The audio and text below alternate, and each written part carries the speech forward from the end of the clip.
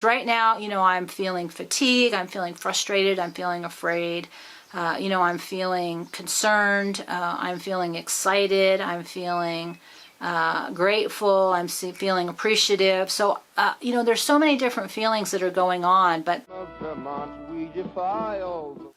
All right, take 4. I have to go replace the battery. So this is take 3 because I forgot, first time I forgot to turn the camera on. Second time I forgot to turn the real microphone on. So if you're listening and the sound quality is off, if I even put this video up, that's why.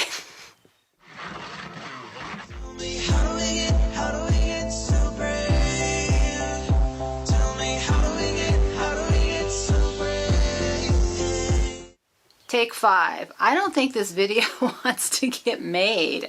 I've never had so much trouble getting a little video done, but it's Saturday. It is May 16th, 2020, and it's about that time, so I wanted to check in with you. And as you can see, I'm in different clothes because, and I have a scarf on because I just got finished doing the dishes and made a big water spot mess on my shirt, and I don't want to change clothes again.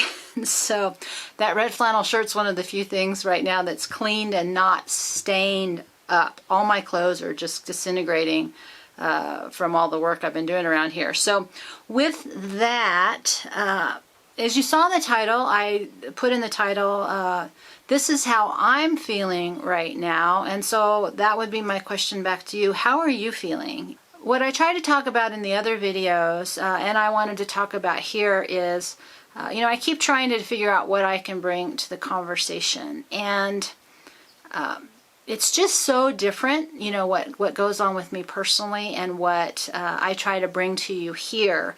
And one of the things that I think is helpful, but I haven't really spent enough time doing it to get a better feeling, but when I talked about that earlier, when I put negative things in the title, people are more responsive than positive things. And I think that what we're missing in the conversation so much is this ability to have somebody else help us name the feeling, which is really, what you do in therapy is, to work with someone one-on-one. You don't tell them what to think and feel. You help them name what they're thinking and feeling. And right now, there's so much fear and uncertainty and anxiety. We're really seeing how people are reacting to that. Who they become in the process of all these really intense experiences that are going on around us.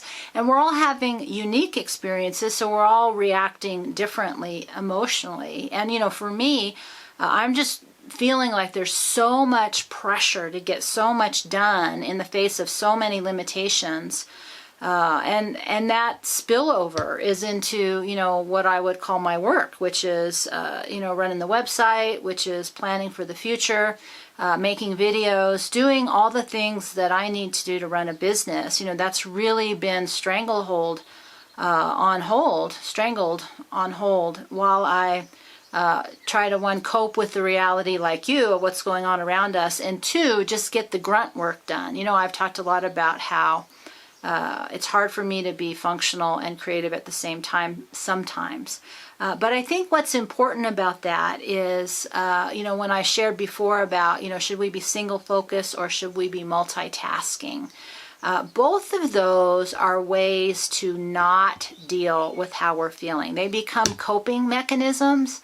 And one of the reasons why I think in our culture right now we don't like to talk about how we're feeling is, 1, it's seen as a sign of weakness, and 2, it's kind of devolved into a badge of honor if we're a victim, right? If we are a victim, then we have a label and we can feel good. And so, there's a rise of stoicism, where you don't show your feelings. And one of the most powerful things that women can do is to remember that we are the, I don't want to say the harbors of feeling, but we're really more physiologically designed to feel and to manage emotional energy. You know, one of the ways you break out the masculine and the feminine is the masculine is structure and the feminine is energy. And the feminine energy needs a strong structure. And I think one of the things that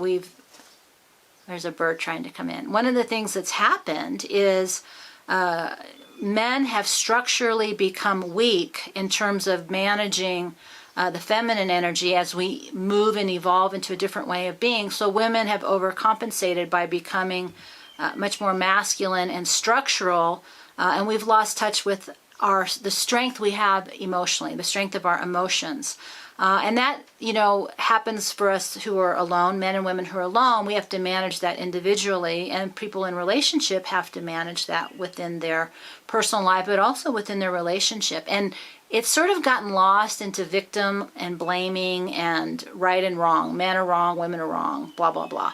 I think that's a waste of time. I think we're in this together. That's why I like to talk about human, not men and women as right or wrong, because we need each other. We need both within ourselves. And my hesitancy a lot of time is to talk about how I feel, because then, you know, the masculine response is to solve the problem. And as all women know, we don't share to have our problem solved. We share because we just need to vent.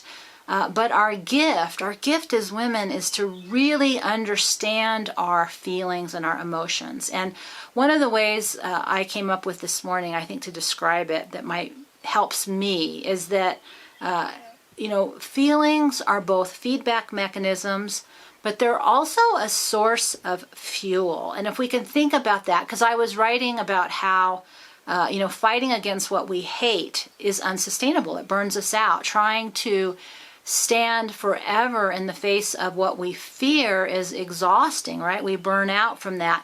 But when we're in a constant state of love and peace and joy, we just become complacent and kind of lazy. And so we need all of those emotions. And so when we can use the feeling and the emotion as a feedback mechanism, it can fuel us to keep moving forward and not to be afraid of it. And that feeling and emotion isn't a weakness. It's not a sign of needing to be rescued. It's a process. It's something that needs to be moved through. And so for people who are real goal-oriented, we're fearful, right? Because we don't want to feel, because that gets in the way of us functioning. And, you know, I talked about that in the last video. Oftentimes women, we measure ourselves in terms of how productive we are.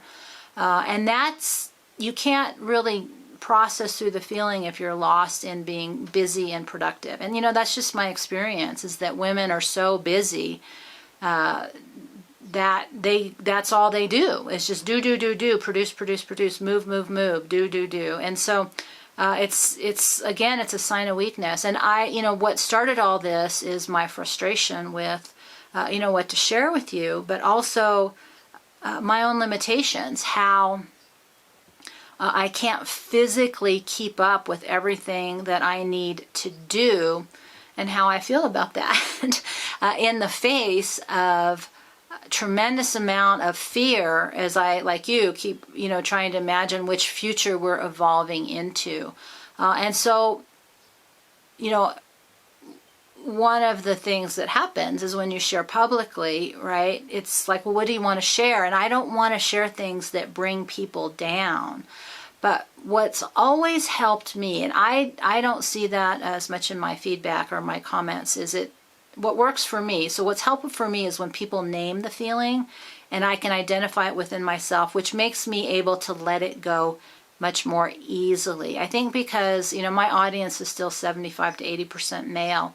What it elicits in you is a problem to solve. And, but I don't want to come at this just intellectually, because it doesn't feel good to me. And right now, I think the greatest power that women can bring to the process of everything that's going on, especially older women, because we're not going to go be on the front lines fighting against the great fears that we're all in process of facing, you know, as things change so radically, is to really move ourselves through those feelings so that we can anchor in the world good stuff. So you just can't get to the peace and the joy if you're not able to process out the discomfort.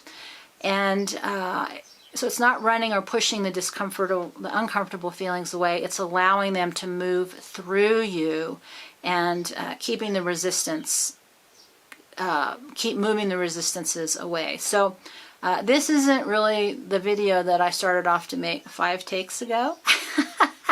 But I'm going to go ahead and put it up because I got a lot of things to do and I can't keep making the same video over and over. And but I just wanted to name the feelings because right now, you know, I'm feeling fatigue, I'm feeling frustrated, I'm feeling afraid, you know, I'm feeling concerned, I'm feeling excited, I'm feeling grateful, I'm feeling appreciative. So, you know, there's so many different feelings that are going on, but I wanted to just name them, that it's normal to have feelings, and maybe we can reframe it as not a sign of weakness if we feel negative feelings, but just a feedback mechanism that tells us where we are so that we can choose the fuel we want to use that feeling to push forward. Sometimes we need to get angry to get off our rear end. Sometimes we need to get afraid to make decisions to move forward. And sometimes we just need a break and we need to feel happy and joyful and peaceful. So none of them are wrong. They're never a sign of weakness, but it's easy to get stuck. And one of the most powerful ways that I get unstuck is when I find a way to name it, right? If I look at it, name it, understand it, then I can let it go. So that's just my little bit of sharing today. With that, my friends, I will see you next time.